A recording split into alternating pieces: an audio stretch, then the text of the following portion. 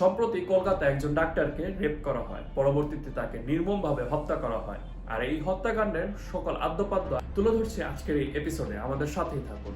9 August 2024, 31 বছর বয়সী একজন ডাক্তারকে রেপ করা হয়, পরবর্তীতে নির্মমভাবে হত্যা করা হয়। তার শরীরে ছিল একাধিক ক্ষতের চিহ্ন। শুরুর দিকে পুলিশ এটিকে একটি সুইসাইড কেস বলে চালিয়ে দেওয়ার চেষ্টা করলেও পরবর্তীতে এফআইআর ধার্য করা হয়।